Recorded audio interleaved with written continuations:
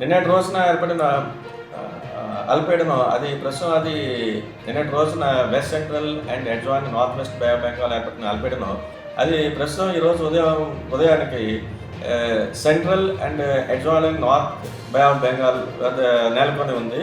అది slowly north words travel చేస్తూ 9th సెప్టెంబర్కి north west bay of Bengal and దానికి దగ్గరలో ఉన్నటువంటి gangetic west Bengal and Orissa and Bangladesh కోస్ట్కి సమీపాన్ని చేరుకుంటూ అది వాయుగుండంగా బలపడేటువంటి అవకాశం ఉన్నట్టుగా మనం గుర్తిస్తున్నాం.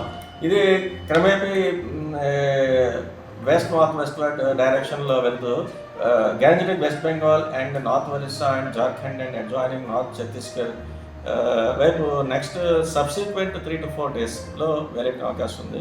ఇప్పుడు ఉన్నటువంటి ఈ కండిషన్స్ దృష్ట్యా అలాగే మాన్సూన్ స్ట్రాంగ్ మాన్సూన్ కండిషన్ దృష్ట్యా కూడా మన కోస్తా జిల్లాల్లో కూడా పలు ప్రాంతాల్లో ఇటు both south coastal Andhra Pradesh and north coastal ఆంధ్రప్రదేశ్లో కూడా moderate rains with one or two ప్లేసెస్లో భారీ వర్షం కూడా వచ్చే అవకాశం ఉన్నట్టుగా మనం ఫోర్కాస్ట్ ఇస్తున్నాం. ఈ రోజు వరకు అయితే నెక్స్ట్ కమింగ్ 24 hours వరకు.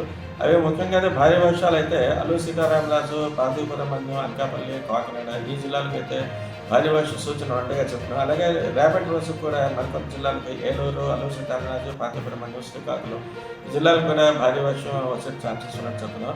అలాగే నెక్స్ట్ కమింగ్ 3 to 4 డేస్లో కొన్ని జిల్లాలకైతే భారీ నుంచి అతి భారీ వర్షం కూడా వచ్చే అవకాశం ఉన్నట్టుగా మన ఫోర్కాస్ట్లో మనం చెప్పుకుంటున్నాం.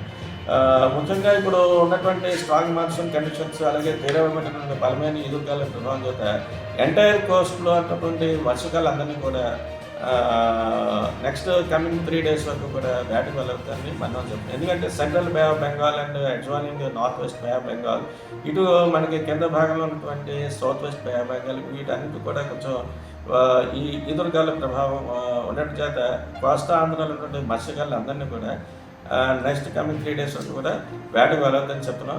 అలాగే ఇప్పుడు ఉన్నటువంటి అల్పపీడనం దృష్ట్యా కూడా గడిచినటువంటి 24 గంటల్లో కూడా ఒక మాసం నుంచి భారీ వర్షాలు రికార్డ్ అవ్వడం జరిగింది కొన్ని చోట్ల. ముఖ్యంగా అత్యధికంగా అయితే పార్వతీపురం మరియు జిల్లాలో ఉన్నటువంటి జిఎం బల్స్లోను అలాగే నెక్స్ట్ అనకాపల్లిలోను 7 సెంటీమీటర్లు అత్యధికంగా నమోదైంది. అలాగే మరికొన్ని చోట్ల పల్నాడు జిల్లాలో ఉన్నటువంటి మాచర్ల, విజయనగరం జిల్లాలో ఉన్నటువంటి గజపతి నగరం, నెక్స్ట్ శ్రీకాకుళం టెక్కలని మరికొన్ని చోట్ల 6 సెంటీమీటర్లు కూడా వర్షపాతం అలా నమోదైంది. చాలా చోట్ల అయితే 2 to 3 సెంటీమీటర్స్ వర్షపాతం కూడా నమోదవడం మనం చూస్తున్నాం. ఇది ప్రస్తుతం వరకు ఉన్నటువంటి వాతావరణ సమాచారం.